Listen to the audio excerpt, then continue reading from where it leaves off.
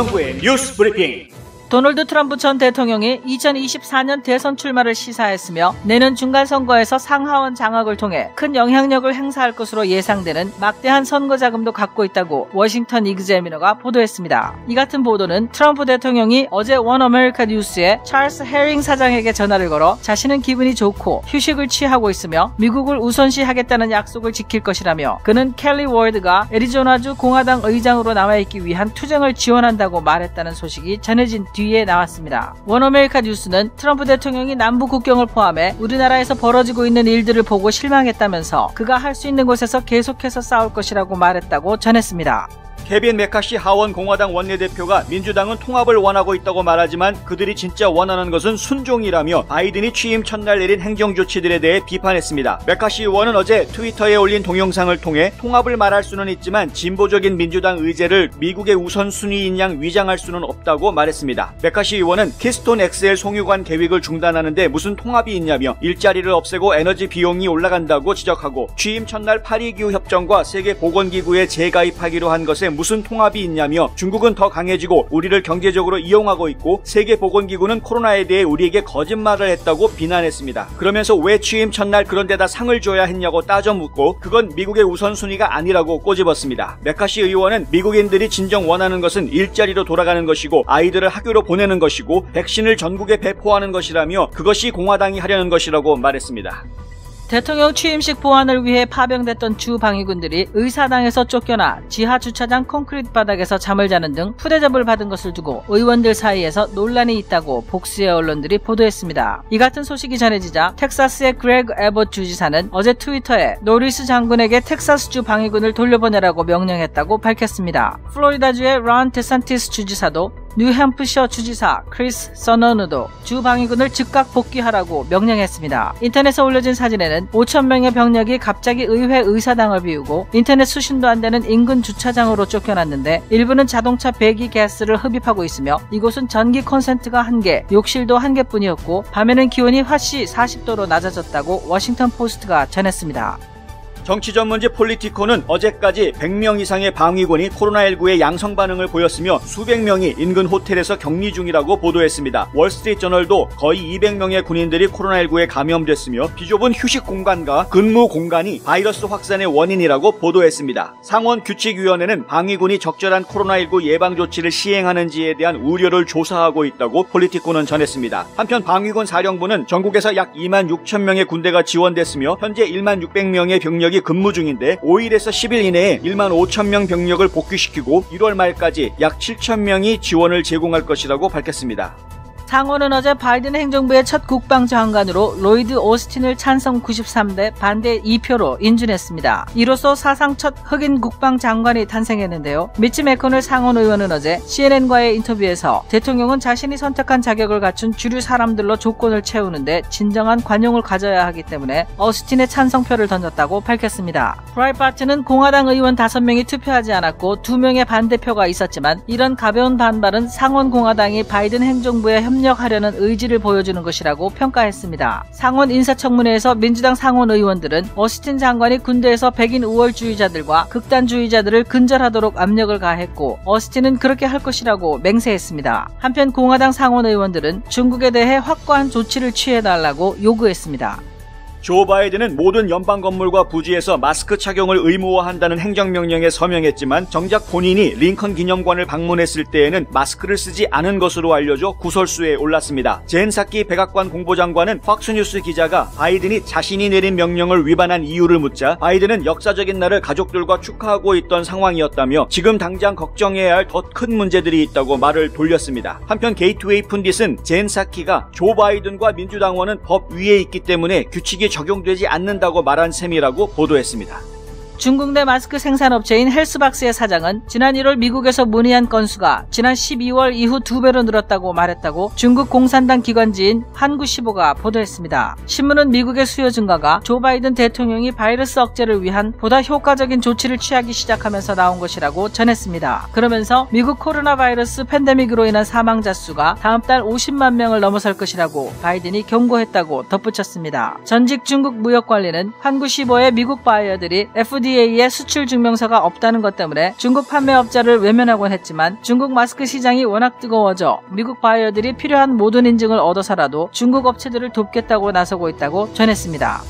바이든은 취임 이후 4흘째 연이어 코로나 바이러스에 대응하는 20여 건의 행정명령에 서명했습니다만 많은 의원들은 정부의 계획이 의심스럽다고 한다고 원 아메리칸 뉴스가 보도했습니다. 주 정부 지도자들이 민주당이 대부분의 주에서 밀어붙인 이러한 규제들이 곡선을 평평하게 하기 위한 것이라는 말을 들었다는 것입니다. 트럼프 시절 코로나 대응책과 별반 달라진 게 없다는 지적입니다. 바이든은 어제 대국민 연설에서 만약 우리가 행동에 나서지 못한다면 이 유행병이 확산됨에 따라 향후 몇 달 동안 강제 퇴거와 압류 사태의 파도가 몰려올 것이라며 향후 몇 달 안에 전염병의 궤적을 바꾸기 위해 우리가 할 수 있는 일은 없다고 말했습니다.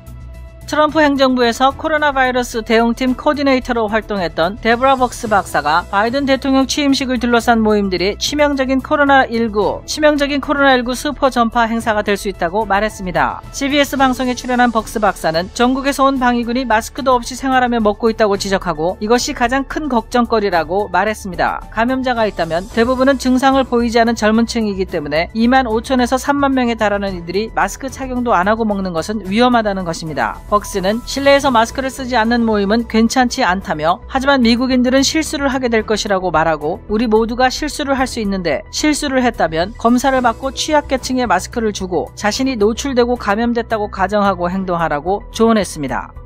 CNN 방송의 간판 토크쇼 진행자로 세계 TV 방송의 전설로 불려졌던 레리 킹이 오늘 코로나19 투병 중에 향년 87세를 일기로 별세했습니다. 레리 킹은 지난 3일 코로나19로 병원에 입원한 것으로 알려졌습니다. 세계 언론들은 일제히 레리 킹의 사망 소식을 보도하면서 애도했습니다. 레리 킹은 약 5만 건의 방송 인터뷰를 가졌습니다. 레리 킹 라이브에는 아시엘 아라파트 PLO 의장, 요르단의 후세인 국왕, 이츠하크 라빈 이스라엘 총리와 함께 중동 평화 정상회담을 주재하기도 했고 달라이 라마에서 엘리자베스 테일러, 미하일 고르바초프, 버락 오바마, 빌 게이츠, 레이디 가가에 이르기까지 폭넓게 다양한 인사들과 인터뷰를 가졌습니다. 제임스 라이스 자동차 사고 변호사, 그의 실력은 이미 인정받았습니다. 미국 전체의 상위 1% 변호사 선정, 멀티밀리언 달러 승소 변호사, 14년 연속 AB 등급 유지, 6년 연속 슈퍼 변호사. 하지만 저희 최고의 자랑은 고객이 주시는 믿음입니다. If you've been injured in an auto accident, I want you to call me. I know who the enemy is, I know how they fight, and most of all, I know how to win. 제임스 라이스 법률 그룹. 안녕하십니까, 홍성구 기자입니다. 보통 이 전직 대통령으로 자리에서 물러나게 되면 언론사에서도 별로 관심을 가지지 않고 한 발 거리를 두게 되는 것이 일반적인데 트럼프 대통령 같은 경우에는 오히려 지금 퇴임하고 나서 돌아간 뒤에도 꾸준하게 언론에서 다룰 수밖에 없는 이런 상황이 되고 있죠. 일단 탄핵 시기가 계속 돌아가고 있는 상황이기 때문에 저희가 좀 지켜봐야 되겠습니다. 언론에서는 2월 8일부터 본격적인 탄핵 심판이 진행이 된다, 이렇게 일정표가 나와 있는 상황이죠. 미치 맥코넬 상원 의원이 트럼프 대통령에게 답변할 시간을 일주일 정도 주어야 한다라고 이야기를 했고, 그것을 다음 주부터 해서 일주일 이렇게 기간을 주어야 한다라고 이야기했고요. 그리고 하원에서도 보고서를 제출을 해야 되는데 탄핵 소추안은 다음 주 월요일날 보내겠지만 하원에서도 보고서가 나와야 되니까요. 그 기간을 감안을 해서 결국에는 상원에서 탄핵 심판을 다루게 되는 것은 2월 8일부터가 될 것이다, 이런 보도들이 나왔습니다. 탄핵의 결과가 어떻게 되느냐에 따라서 트럼프 대통령이 제기하느냐 못하느냐 이런 것들이 지금 저울질될 수 있다, 이런 이야기들이 나오고 있는 것인데 실제로는 어떤 결과가 나올지 다들 빤히 알고 있습니다. 탄핵이 성공을 하게 된다라고 하면 트럼프 대통령은 그것에 대해서 헌법 소원을 하게 될 것이 빤합니다. 그러니까 연방 대법원으로 이끌고 가서 결국에는 이 탄핵 결정이, 탄핵 심판이 잘못된 재판이었다라는 것에 대한 소송전으로 이어질 가능성이 커집니다. 소송을 하게 되면은 이것이 헌법적으로 옳은 절차를 밟았는가에 대한 이야기들이 진행이 될 텐데, 일단은 하원에서 이것이 탄핵 소추안이 결정되는 과정이 워낙에 짧았기 때문에, 단 몇 시간 만에 이 탄핵 소추안이 결의가 됐었기 때문에 이 절차 자체가 상당히 문제가 될 것이다라는 지적을 피할 수가 없는 것이고요. 그리고 상원에서 이 탄핵 심판이 이루어지는 과정에도 지금 로버트 대법원장이 참석을 못하는 것으로 얘기가 되고 있어서 대법원장이 참석하지 않는 탄핵 심판은 이것은 위법이다, 이 위헌이다, 이런 지적을 피할 수 없는 그런 상황이 또 도출되고 있는 것입니다. 그렇기 때문에 결국에는 이거 대법원으로 이것이 넘어갔을 경우에는 탄핵 자체가 위헌이다, 이렇게 결론이 날 가능성이 상당히 높아지는 그런 상황이 되는 것이고요. 이 탄핵이 위헌이냐 아니냐라는 재판이 시작이 되게 되면 이것 또한 전국적인 관심을 모을 수 있는 하나의 요소가 될 수가 있고 보수 세력이 또 응집할 수 있는 하나의 자극제가 될 수 있기 때문에 결론적으로는 탄핵을 시키는 것이 오히려 트럼프 대통령을 더 많은 사람들에게 노출시키고 트럼프 대통령이 앞으로 어떤 행보를 보일 것이다 라는 것에 대해서 더 많은 사람들이 관심을 갖게 만드는 그런 결과를 가져오게 될 것이다. 이건 사실 민주당 쪽에서 원하는 것은 아니죠. 결국은 탄핵을 해도 민주당한테는 불리한 결과가 올 것이기 때문에 안 하게 될 것이다. 이제 이렇게 되는 것이고요. 기본적으로 탄핵이 성사가 되려면은 절대 다수, 그러니까 3분의 2 이상의 찬성이 필요하게 됩니다. 그렇게 되려면 최소한 공화당 상원 의원들 중에서 17명 이상이 탄핵에 찬성표를 던져야 하는데 사실 공화당 50명 상원 의원들 중에서 17명 이상의 탄핵에 찬성표를 던질 가능성은 상당히 희박합니다. 몇 명은 나올 수가 있습니다. 현재의 상태로 봐서 일단 탄핵에 찬성표를 던지겠다라고 이야기할 수 있는 사람 한 3명 정도 현재 파악되기는요. 그렇게 이야기가 되고 있는데 그런데 뭐 좀 더 늘어난다고 하더라도 17명이 찬성할 가능성은 없는 것이죠. 현실적으로 공화당 상원 의원들이 트럼프 대통령을 탄핵하지는 않을 것이다. 왜냐하면 그렇게 하면 본인들의 정치 생명에도 영향을 받기 때문에 그렇습니다. 공화당에 대한 지지도가 상당히 많이 떨어질 수 있기 때문에 당장 내년에 17명의 공화당 상원 의원들이 지금 재선 도전을 해야 되는 그런 상황이기 때문에 좀 불안할 수 있는 것이죠. 재선할 수 있는 것인가. 트럼프 대통령에 대해 등에다가 이렇게 못을 박아놓고 본인들이 과연 재선에 성공할 수 있느냐에 대한 불안감이 있을 수 있다는 것입니다. 그렇기 때문에 상원에서 탄핵 심판이 성공적으로 진행되지는 않을 것이다. 이건 일반적인 예측입니다. 그렇다 보니까 트럼프 대통령은 어차피 다시 정계에 복귀할 것이다 라는 전망이 지금 우세한 상황이고 그런 신호들이 여기저기에서 지금 감지가 되고 있습니다. 트럼프 대통령 같은 경우에는 원 아메리칸 뉴스 네트워크라는 회사에 전화를 걸죠. 사장한테 전화를 걸어서 2024년에 대선에 복귀할 것이다라는 귀뜸을 해주었습니다. 이 워싱턴 이그제미너를 비롯해서 여러 언론사의 기자들이 지금 플로리다에 있는 마라라고 별장에 다 모여 있습니다. 어떤 행보를 보이는지 관심을 가지고 지금 취재를 하고 있는데 트럼프 대통령이 연일 골프를 치고 있다. 이런 얘기들이 지금 나오고 있고 그리고 백악관에서 데리고 온 보좌관들, 비서들이죠. 수행비서들이 한 5명 정도 되는데 다 젊은이들이다. 이 사람들이 결코 많은 숫자가 아니고 이런 전례들은 뭐 예전부터 있었던 일이다 정도의 보도가 지금 나오고 있습니다. 그런데 다음 주부터는 아무래도 변호사 팀을 불러들이게 될 것이고 새로운 사람들이 모여서 작전을 짜는 모습들이 지금 감지가 될 것이다라는 이런 이제 전망들이 나오고 있는 상황입니다. 트럼프 대통령이 2024년 대선에 도전할 것이다라는 예측에 대해서는 이미 저희도 보도해드린 바가 있는데 이건 단순한 예측이 아니라 실제로 내부에서 나오고 있는 이야기들입니다. 페이트리엇 파리 해서 애국당을 만드느냐 안 만드느냐 이런 얘기들이 있긴 합니다만은 애국당을 만드는 쪽으로 가는 것보다는 공화당으로 출마하는 상원 하원 의원들을 지원을 해서 그들이 당선되게 해주고 그리고 그 여세를 몰아가서 공화당 대통령 후보로 출마할 가능성이 상당히 높다. 지금 공화당 내부에서 사실 트럼프 대통령이 출마한다 그러면 그것에 맞서서 싸울 만한 마땅한 인물이 없는 것도 사실입니다. 그렇기 때문에 트럼프 대통령이 출마한다고 하면 여전히 공화당 내에서는 대선 주자로 확정될 가능성이 좀 커진다. 이런 것들 제가 지금 예상해 볼 수 있는 것이고요. 지금 일단 내년에 있을 이 중간 선거에서 연방 하원과 연방 상원에 어떤 영향을 주느냐 이것 상당히 중요한 부분으로 지금 감지가 되고 있고 트럼프 대통령 본인이 굉장한 재력가이기 때문에 상당히 많은 자금을 선거에 사용할 수 있다라는 것도 저희가 당연히 예측할 수 있는 것이고요. 그리고 선거가 끝난 이후에 부정선거 문제가 불거지면서 이 부정선거를 바로잡아달라라는 취지로 많은 사람들이 후원금을 낸 것이 또 모여있는 것이 있습니다. 이거 정치자금이기 때문에 다른 활동으로는 쓸 수가 없기 때문에 결국은 정치활동에 이 돈을 써야 하는 것이죠. 그래서 결국에는 이것이 내년에 연방 하원과 연방 상원 선거에 이 자금들이 사용이 되게 될 것이다. 이건 뭐 저희가 예측할 수 있는 바고요. 아직도 융자를 알아보기 전에 성급하게 집부터 보시나요? 아직도 재융자 이자율에 만족 못하고 계신가요? foyohomeloan.com을 만나면 다 해결됩니다. 착하고 정직한 이자율, 방문하지 않고 모든 일을 깔끔하게, 복잡하고 어려운 서류 준비를 쉽게 주택융자, 재융자가 필요한 분이라면 지금 당장 foyohomeloan.com을 방문하세요. 그리고 텔레그램에서는 시드니 파웰 변호사가 올린 것으로 보이는 그런 글이 하나 올라와 있는데, 속보해가지고 올라와 있는데, 내용이 뭐였냐 하면은 공화당을 복구하기 위한, 공화당을 바로 세우기 위한 기금 해가지고요, 정치위원회가 하나 또 따로 생긴다. Political Action Committee라고 해서요, PAC, 그러니까 일반적으로 PAC이라고 이야기를 합니다. 이건 정치활동을 지원하기 위한 기금을 모으는 것인데, 이 팩을 하나 만들었다라는 소식을 낸 것입니다. 시드니 파웰, 그리고 마이필로우라는 회사의 마이클 린델, 그리고 이제 플린 장군까지 합세해서 이 팩을 설립을 했다. 그러니 이 팩에 많은 후원금을 좀 보내달라라는 내용의 글이 오늘 아침에 올라온 것을 보았습니다.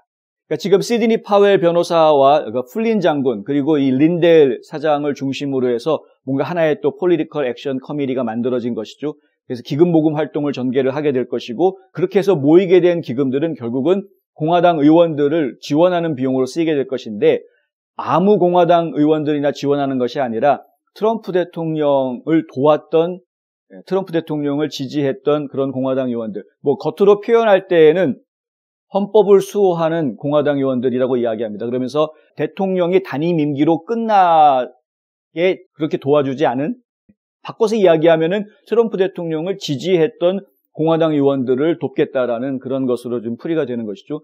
그러니까 당연히 이제 이런 외곽 지역의 비영리 단체들과 이제 이런 팩들이 만들어지게 되면 트럼프 대통령의 활동을 이제 옆에서 측면 지원하는 그런 이제 부대가 생기는 거나 마찬가지입니다. 이런 조직들이 앞으로 좀 더 생길 것이라고 생각이 됩니다. 누가 나서서 이런 것들을 만들지는 모르겠지만 어쨌든 더 생길 수 있을 것이라고 생각이 들고요.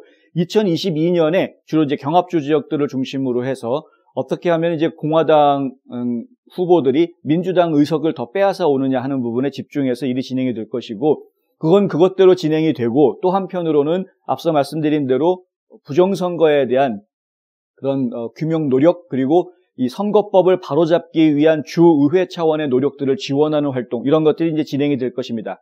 그러니까 트럼프 대통령이 원 아메리칸 뉴스 네트워크에 전화를 걸어서 했던 이야기 중에 하나가 켈리 와드를 지원하겠다라는 이야기인데, 켈리 와드 같은 경우에는 지금 애리조나주의 공화당 의장을 맡고 있는데 계속해서 이분이 애리조나주 공화당 의장을 자리를 지킬 수 있도록 도와주겠다라는 겁니다. 애리조나주 같은 경우에는 지금 주 상원에서, 당연히 공화당이 이제 머저리티죠. 이 주 상원에서 마리코파 카운티에 있는 선거 결과에 대한 감사를 실시하겠다. 지금 그렇게 하고 있는 상황입니다. 선관위에서 이 기계를 가져가는 것, 그러니까 도미니언 기계를 가져가는 것에 대해서 반대했기 때문에 한동안 이게 진행이 안 되고 막혀 있었던 것이었는데, 지금 메리코파 카운티에서 다시 합의를 해준 그런 상황입니다. 그래서 공화당이 이끌고 있는 이 애리조나 주 상원에서 선거에 대한 감사를 실시한다. 이 감사 결과가 어떻게 나올지 저희가 굉장히 궁금합니다. 그런데 이 감사를 진행하는 이 과정에 이 켈리 워드 공화당 의장, 그러니까 애리조나주 공화당 의장의 역할이 상당히 중요했었습니다. 실제로 법원에 소송을 제기를 했었고, 법원으로부터 그럼 메리코파 카운티에 있었던 선거 결과에서 한번 샘플 조사를 해봐라, 이렇게 허락을 받아냅니다. 그래서 100장을 샘플 조사를 했죠. 100장을 샘플 조사를 해봤더니 2장이 잘못된 게 나온 겁니다. 그러면 2% 아닙니까? 2%. 오류율이 2%다. 그런데 애리조나주에서 바이든과 트럼프 간의 표차라는 거는 2%가 안 났거든요. 0. 몇 %밖에 나지 않았습니다. 그러니까 당연히 이거는 좀 더 확대해야 되겠다. 전면적으로 전수조사를 하자라고 이제 요구를 했고, 카운티 법원에서는 그러면은 2,500장을 좀 다시 그럼 검사를 해봐라라고 이제 숫자를 확대해주는. 근데 그 2,500장 검사한 결과가 어떻게 나왔는지 지금 저희가 아직 못 듣고 있습니다. 그러니까 지금 일이 계속 진행되고 있는 것인데, 켈리 와드 같은 경우에는 본인 나름대로 또 법정 소송을 통해서 이런 선거의 투명성, 무결성을 확인하기 위한, 부정선거가 있었는지를 확인하기 위한 이런 작업들을 진행을 하고 있는 것이고요. 주의회에서는 주의회 나름대로 또 감사를 하기 위한 이런 일들을 진행을 하고 있는 것이죠. 그러니까 애리조나주 같은 경우에 만약에 이 결과가 어떤 결과가 나오냐에 따라서 이것이 지금 경합주로 이야기됐던, 그리고 선거 부정 문제가 있었다라고 지목이 된 6, 7개 주에 상당한 영향을 줄 수 있지 않겠느냐라고 기대를 하고 있는 것입니다. 더군다나 여기에 이제 그 가장 큰 뒷심이 돼줄 수 있는 텍사스가 버티고 있기 때문에, 텍사스가 이런 그 연방 차원의 법 소송을 계속 이끌어 나갈 그런 각오를 하고 있기 때문에 이 앞으로 이 일이 전개가 되는 방향은 저희가 계속 지켜봐야 하겠다. 부정선거 논란은 이것으로 끝난 것이 아니다. 바이든이 대통령으로 취임을 했다고 해서 부정선거 논란이 지금 현재 끝난 것이 아니다. 완전히 덮여진 것이 아니다라는 점을 저희가 지금 다시 한번 분명하게 말씀을 드려야 하겠습니다. 화장품 백화점 미쓰이 화장품 인터넷 주문도 가능합니다.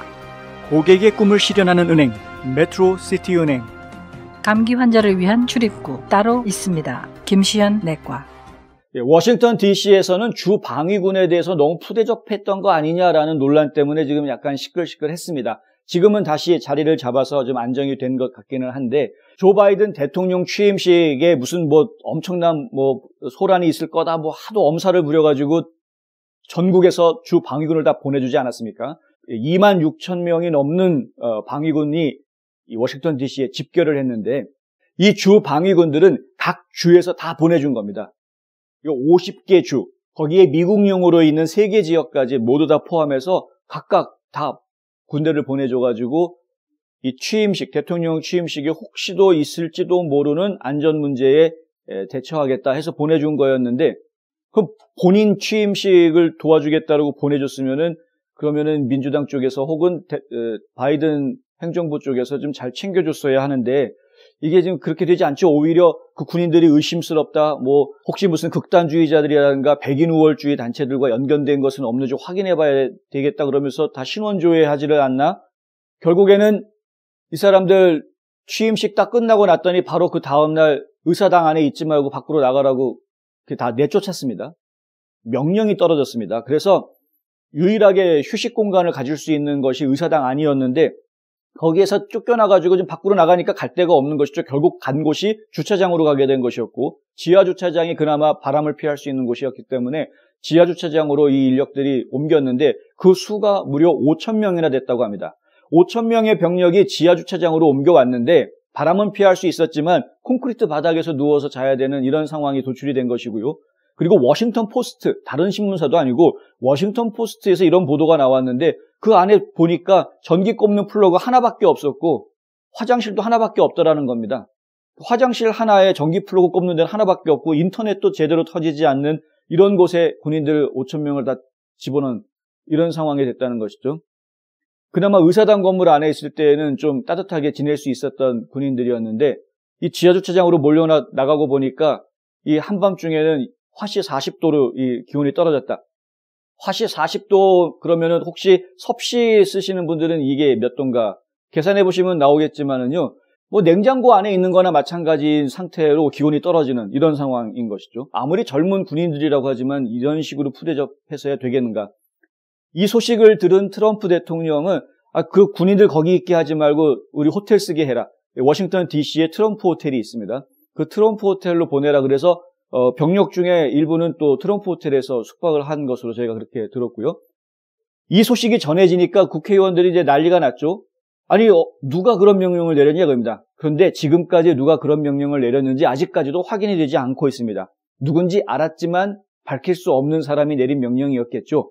이렇게 군인들을 푸대접한 게 누군지 아무도 모르고 있는 상황에서 가장 의심을 받고 있는 것은 낸시 펠로시 하원 의장이다. 이런 얘기가 지금 나오고 있습니다. 어차피 이 의회 운영에 대한, 그리고 의사당 관리에 대한 총책임은 결국은 펠로시 하원 의장에게 있기 때문에 그런 것인데, 어쨌든 간에 지금 그래서 군인들이 이렇게 쫓겨나게 됐고, 이것을 알게 된 의원들이 다시 불러들여라 해가지고 지금은 다시 정리가 돼서 지금은 다시 또 의사당 안에 군인들이 들어가서 쉴 수 있게 해줬다고 합니다. 그런데 반대로 이제 이 군인들을 파견했던 각 주의 주지사들이 화가 났습니다. 당연하죠. 취임식 도와달라고 그래가지고 혹시 폭동이 일어날지 모르니까 도와달라고 그래서 군대를 파견해서 지켜주고 도와줬는데, 그런데 그 군인들을 갖다 이렇게 푸대접하면, 그러니까 당장 철수해라고 이제 명령을 내린 겁니다. 플로리다에서도 그런 명령이 나오고 텍사스주에서도 그런 명령을 내렸고 뉴햄프셔주에서도 그런 명령을 내렸다. 최소 3개 주는 주지사가 아예 트위터에다 올렸습니다. 우리 군인들 다 철수시키라고 명령했다라고 주지사들이 다 그렇게 공개적으로 밝혔습니다. 결국은 15,000명의 병력이 이제 철수하기로 그렇게 됐고, 지금 절차를 밟아서 진행을 하는 중인데, 여기에 또 다른 복병이 나타났습니다. 바로 코로나 바이러스라는 것인데, 약 200명 가까이의 군인들이 지금 바이러스의 양성 반응을 보이고 있다. 이를 어떻게 알게 됐느냐? 젊은 군인들이다 보니까 건강해서 그런지 거의 대부분 다 무증상이라는 겁니다. 그런데 군인들을 이제 철수하기 위한 절차 중에 하나로 코로나 검사를 다 시킨 것이죠. 코로나 검사를 다 시켜봤더니 그중에서 100명이 넘는 한 200명 가까운 군인들이 지금 양성 반응을 보였다. 이런 이제 보도가 나온 겁니다. 있으면 심각한 문제가 될 수 있는 것입니다. 왜냐하면 이 사람들은 좁은 공간 안에 더군다나 실내에 있었던, 그리고 다 아주 밀접하게 가까운 거리 안에 있었던 사람들이고 대부분 또 젊은 군인이다 보니까 건강 상태가 좋아서 무증상 감염이 된 사람들이 굉장히 많다는 것이죠.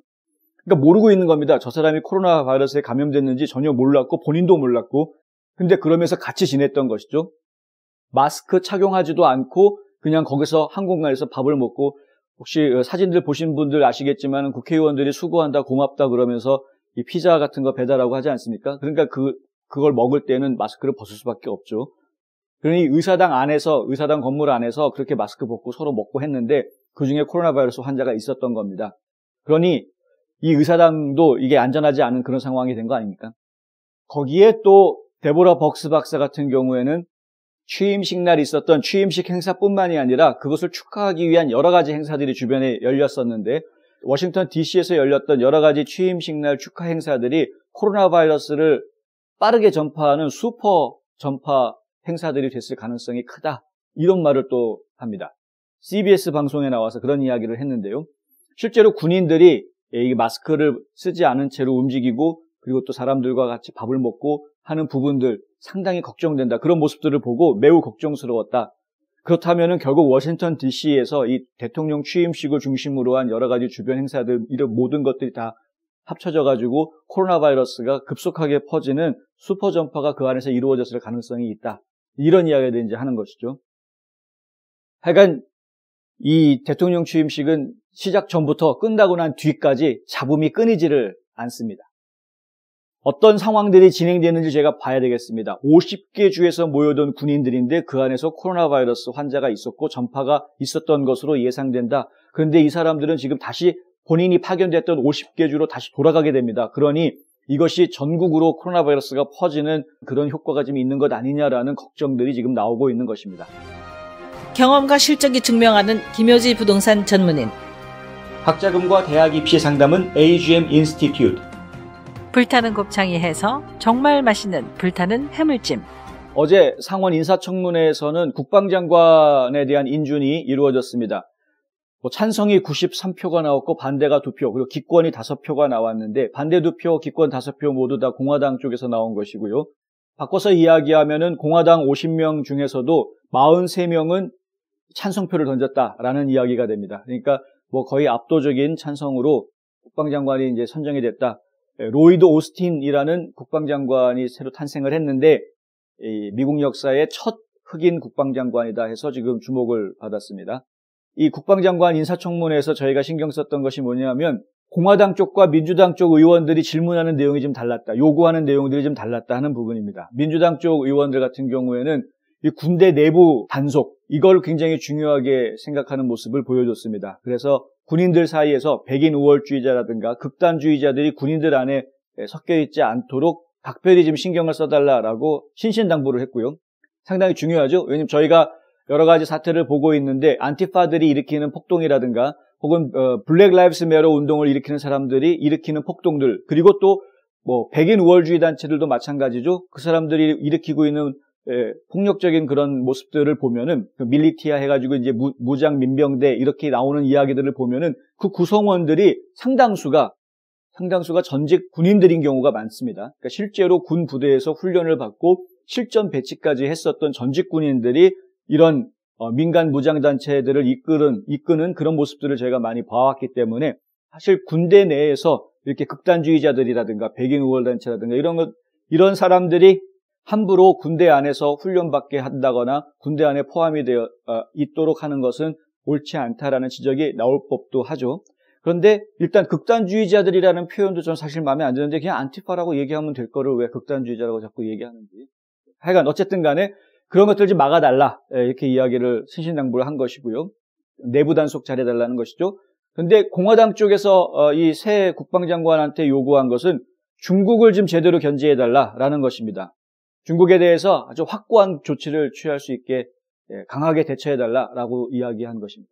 실제로 군대가 있는 이유는 내부 문제보다는 이 외부로부터 나라를 보호하기 위해서 연방 군대가 있는 것 아닙니까? 이 내부 문제를 단속하고 하는 부분들은 사실은 이제 주 방위군의 문제인 것 같기는 하고, 그리고 경찰이라는 조직이 있는 것인데, 국방장관한테 굳이 내부 문제에 신경을 쓰게 하는지 모르겠습니다. 사실은 공화당 의원들이 얘기한 것처럼 국방장관이 신경 써야 되는 부분은 이 미국의 적들을 어떻게 컨트롤하고, 적들을 어떻게 압박하고, 그리고 적들의 위협으로부터 어떻게 이 미국을 보호하느냐, 이 부분이 사실 더 초점을 맞춰야 하는 부분인 건 당연한 것인데 왜 엉뚱한 얘기들이 의회에서 자꾸 나오는지는 모르겠습니다. 사실 저는 개인적으로 대통령 취임식 같은 경우에 취임식이 벌어지기 전에 엄청나게 엄살을 부리지 않았습니까? FBI에서도 첩보가 입수가 됐다 그러면서 50개 주, 전체 50개 주에서 무슨 폭력 사건이 벌어질 것처럼 무장 민병대가 몇천 명의 무장 민병대가 무장 봉기를 할 것처럼 그렇게 이야기를 했는데, 이게 전부 다 결국은 아무 일도 없었죠. 어느 곳에서도 아무 일이 없었습니다. 참 갑갑합니다. 사전에 체포된 사람은 안티파의 무장 봉기 해가지고 트럼프 지지자들을 제거하기 위한 그런 모임과 훈련 이런 것들을 준비하다가 플로리다 주에서 한 사람 잡힌 거 외에는 아무것도 없습니다, 지금. 그래서 이게 FBI가 지금 양치기 소년을 한 것이 아니냐. 이게 상당히 의심스러운 부분이죠.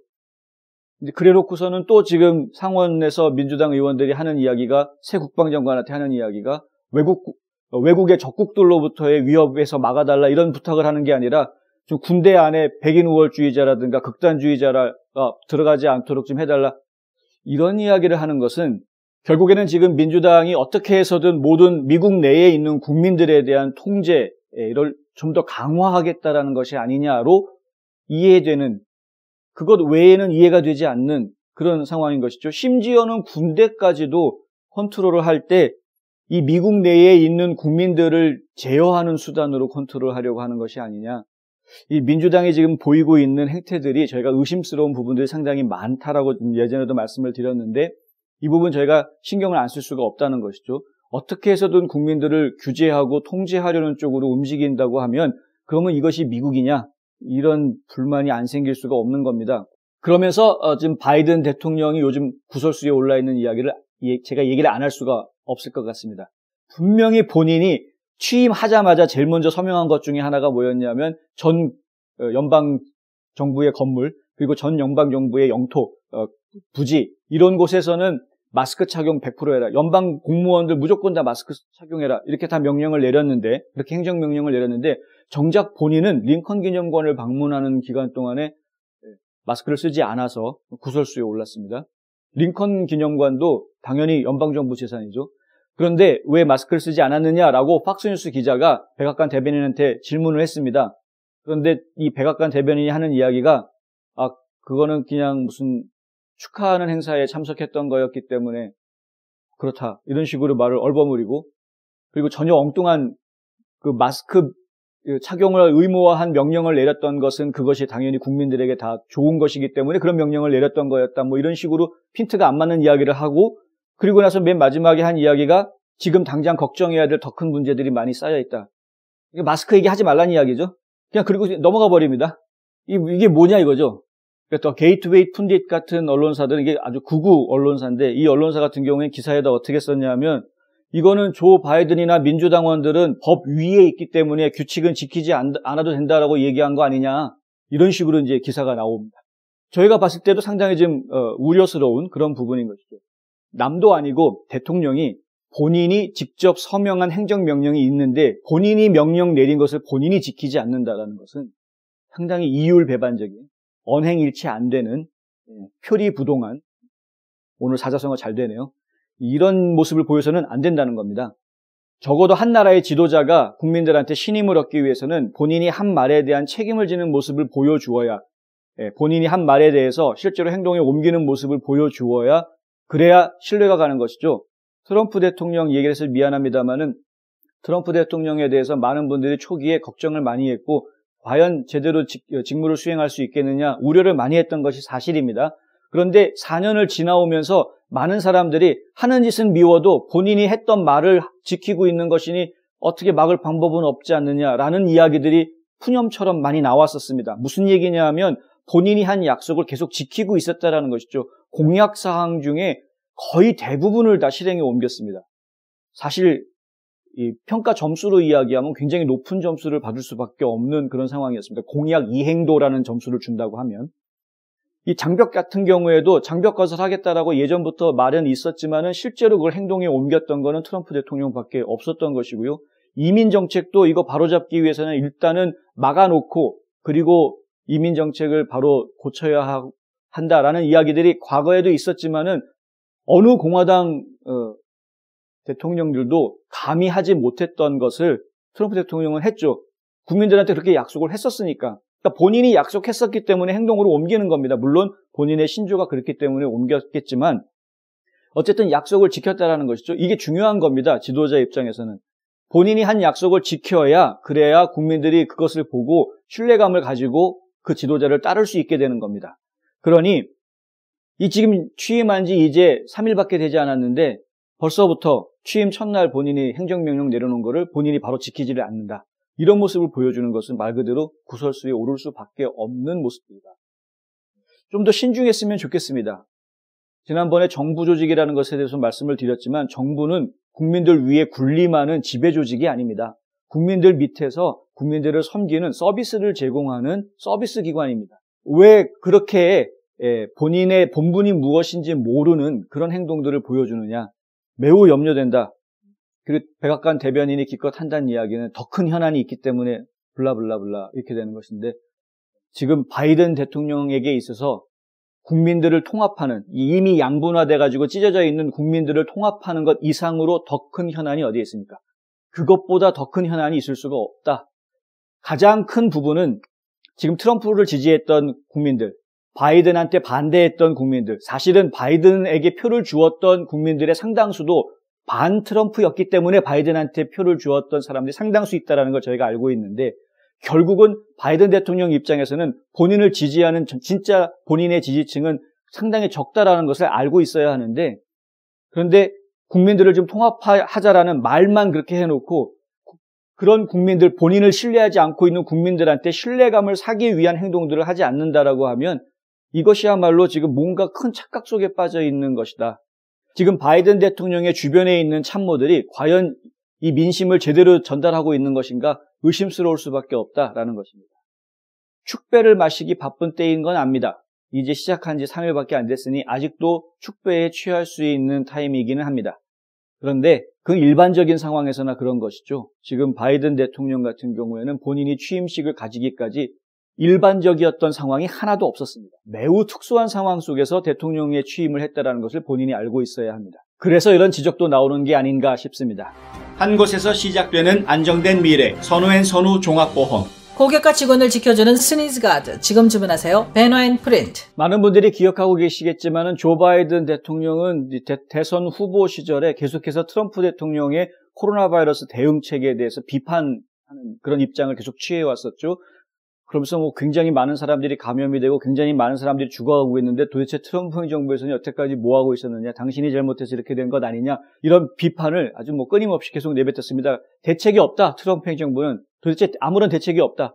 그런데 나는 가지고 있다. 이런 얘기 했었습니다. 비근한 예로 10월 중순에 트위터에 보면은 분명하게 써놓은 말이 있습니다. 트럼프 대통령은 코로나 바이러스 대책에 대해서 제대로 된 대안을 가지고 있지 않다. 그런데 나는 가지고 있다. I do.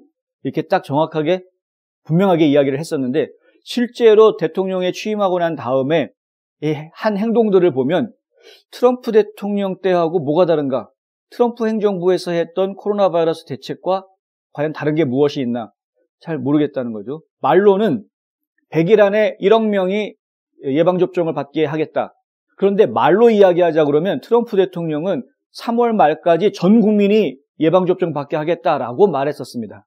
그러니까 말로 이야기해도 말로만 한 내용만 가지고 이야기해도 바이든 대통령 같은 경우에는 트럼프 대통령이 공약했던 것에 3분의 1밖에 안 되는 이런 것이죠. 1억 명이면은 미국 전체 인구의 3분의 1도 안 되지 않습니까? 그런데 그것을 100일이면 석 달이 훨씬 넘는 기간인데. 그러니까 일단 말도 좀 약하거니와 더군다나 지금 하는 이야기들이 행정조치를 내린 것들이 트럼프 행정부 때 내린 행정조치에 비해서 달라진 것이 별로 없다.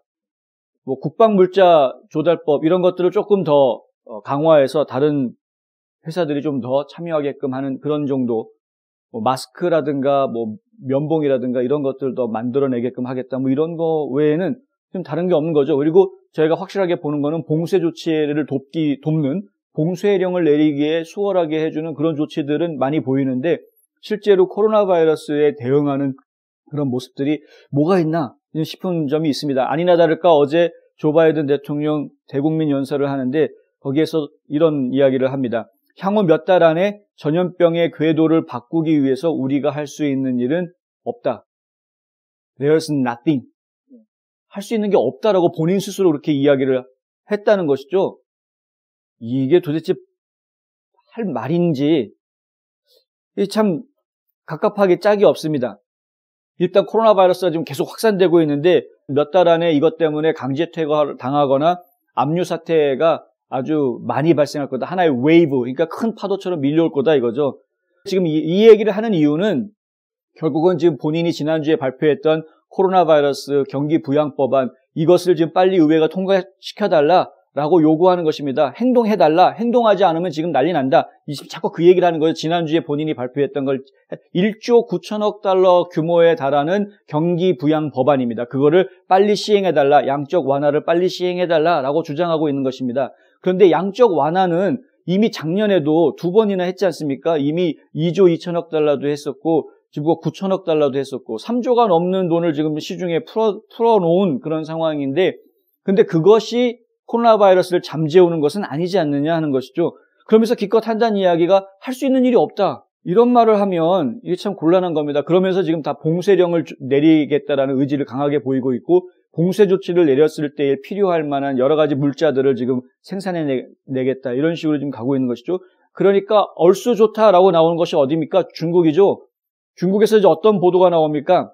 환구시보. 여기 뭐 중국 공산당 기관지인데 이 환구시보에서 보도한 내용이 뭐냐면은 중국에 있는 헬스박스라는 어떤 회사가 있는데 이 마스크 만드는 회사랍니다. 이 회사의 사장이 하는 이야기가 미국에서 문의하는 건수가 작년에 비해서 2배로 늘었다. 작년 12월에 비해서 이번 1월 달에 2배로 늘었다 이겁니다. 바이든 대통령 되니까 우리가 장사가 잘 되는구나. 이런 보도가 나오고 있는 것이죠. 그러면서 환구시보에서 하는 이야기가 다음 달이면은 미국이 누적 사망자 수가 50만이 넘어간다. 코로나 바이러스 때문에 죽은 사람이 50만 명이 넘어가게 된다. 바이든이 그런 말 했다 이겁니다.